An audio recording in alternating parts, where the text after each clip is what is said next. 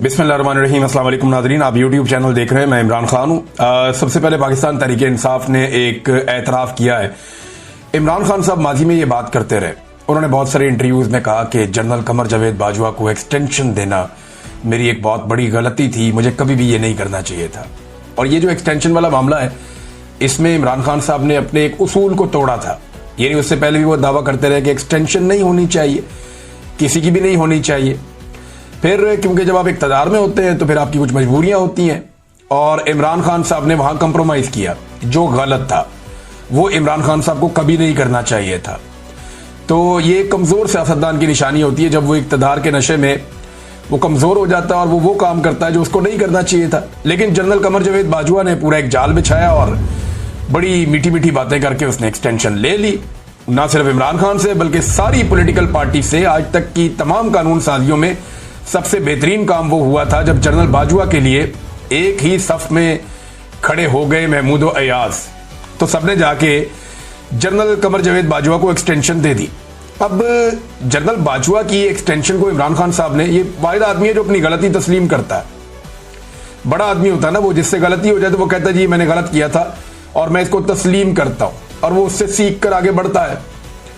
पाकिस्तान में सियासतदान कभी भी अपनी गलतियों को तस्लीम नहीं करते। यानी जनरल अशफाक परवेज कियानी को एक्सटेंशन दी जिन लोगों ने, वो इसके ऊपर कभी बात नहीं करते।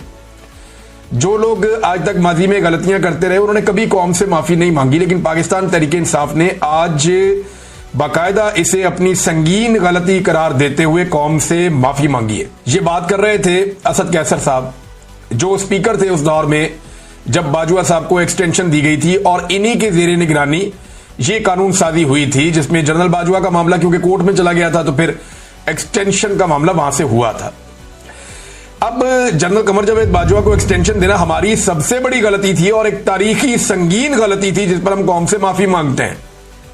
तारीखी तौर पे एक गलत फैसला था। तो ये पाकिस्तान तहरीक इंसाफ ने कहा, और ये जिसके लिए हम पूरी कौम से माजरत ख्वाह। इस वक्त तहरीक इंसाफ ने दुखती रग को छेड़ा है। इस पे महमूद अचकज़ई साहब ने भी कहा कि जी ये तो मिलनी नहीं चाहिए किसी को भी, किसी भी जगह पे एक्सटेंशन नहीं होनी चाहिए, हम उसका कभी भी साथ नहीं देंगे। तो बात तो उसूल की है। जब आप किसी को एक्सटेंशन देते हैं तो उसके नीचे जितने भी ऑफिसर्स होते हैं उन सबका हक मारा जाता है। पूरा का पूरा एक बैच जो है वो महरूम हो जाता है तरक्की से, और सारा का सारा जो स्ट्रक्चर है इदारे का जो पूरा बना हुआ है कानूनी, वो बिगड़ जाता है। लेकिन ये जो एक्सटेंशन है ये दी गई थी, इसमें कौम से माफी मांगी गई है, और इस वक्त ये माफी मांगे जाना ये बड़ा मानी खेज है। और इसके ऊपर रद्द अमल तो आना था, तो फैसल वाडा का रद्द अमल सबसे पहले आ गया।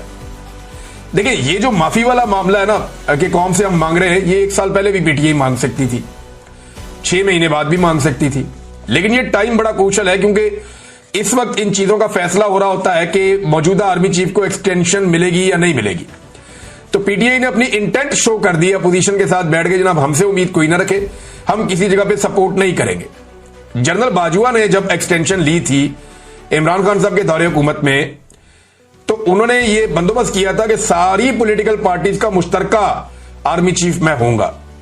यानी मैंने कंट्रोवर्शियल नहीं होना ये चाहिए कि PMLN, peoples party, MQM, Jamaat Islami, Fazlur Rahman, ANP, PTI सारे मुझे वोट डालें, इसका उन्होंने बंदोबस्त किया था। और सबने आकर उन्हें वोट डाला था नवाज शरीफ साहब की मर्जी से।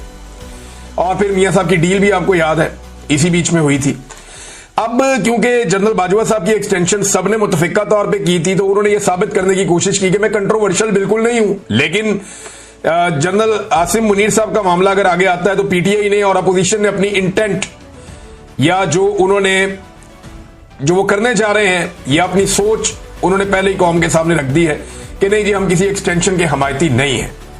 इस वक्त ये क्रूशल है और ये दुखती हुई रग है। फैसल वाडा ने इसके ऊपर रद्द अमल दिया, और फैसल वाडा ने इसके ऊपर एक जो है वो ट्वीट भी किया, और वो ट्वीट मौजूद है सोशल मीडिया पे, आप देख सकते हैं। उन्होंने कहा कि एक्सटेंशन नहीं, तसलसल जारी रहेगा और रहेगा।